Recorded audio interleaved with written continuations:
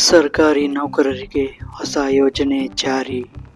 ಹೌದು, ಸರ್ಕಾರಿ ನೌಕರರಿಗೆ ಆರೋಗ್ಯ ಭದ್ರತೆ. ಅಕ್ಟೋಬರ್ 1ರಿಂದ ಆರೋಗ್ಯ ಸಂಜೀವಿನಿ ಯೋಜನೆ ಜಾರಿ. ಸುವರ್ಣ ಆರೋಗ್ಯ ಸುರಕ್ಷಾ ಟ್ರಸ್ಟ್ ಮೂಲಕ ಆರೋಗ್ಯ ಸಂಜೀವಿನಿ ಜಾರಿ. ಸರ್ಕಾರಿ ನೌಕರರು ಹಾಗೂ ಅವರ ಕುಟುಂಬದವರೊಂದಿಗೆ ನಗದು ರಹಿತ ಚಿಕಿತ್ಸೆ ಸೌಲಭ್ಯವಿದೆ.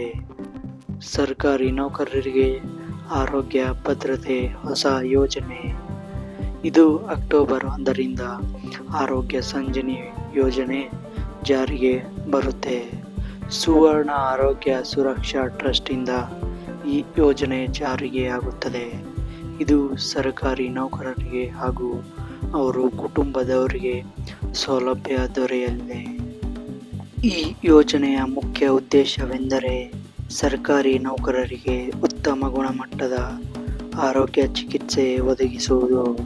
ಇನ್ನು ಗಂಭೀರ ಕಾಯಿಲೆಗಳಿಗೆ ಆರ್ಥಿಕ ಒತ್ತಡವನ್ನು ಕಡಿಮೆ ಮಾಡುವುದು ಈ ಯೋಜನೆಯ ಮುಖ್ಯ ಉದ್ದೇಶವಾಗಿದೆ.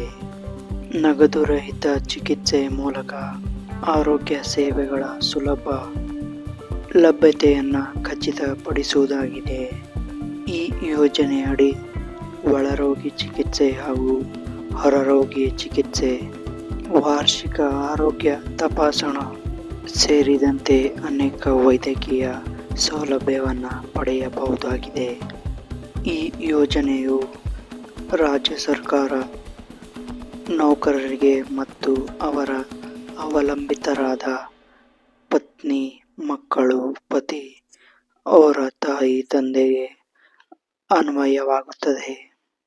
ಅವಲಂಬಿತರ ಆದಾಯ ಮತ್ತು ವಯಸ್ಸಿನ ನಿರ್ಧಾರದ ಮೇಲೆ ಕೆಲವು ನಿರ್ದಿಷ್ಟ ನಿಯಮಗಳನ್ನು ಮಾಡಲಾಗಿದೆ. ಈ ಯೋಜನೆಯಡಿಯಲ್ಲಿ ಇದು ಸರ್ಕಾರಿ ನೌಕರರಿಗೆ ಒಂದು ಖುಷಿಯ ಸುದ್ದಿ ಎಂದರೆ ತಪ್ಪಾಗಲ್ಲ. ಒಳ್ಳೆಯ ಯೋಜನೆಯನ್ನು ತಂದಿದ್ದಾರೆ ಸರ್ಕಾರದಿಂದ. ಸುವರ್ಣ ಆರೋಗ್ಯ ಸುರಕ್ಷಾ ಟ್ರಸ್ಟ್ ಈ ಆರೋಗ್ಯ ಸಂಜೀವಿನಿ ಯೋಜನೆಯನ್ನು ಸರ್ಕಾರಿ ನೌಕರರು ಪಡೆದುಕೊಳ್ಳಬಹುದು. ಇದು ಒಂದು ಸರ್ಕಾರಿ ನೌಕರರಿಗೆ ಆರೋಗ್ಯ ಭದ್ರತೆಯಾಗಿದೆ.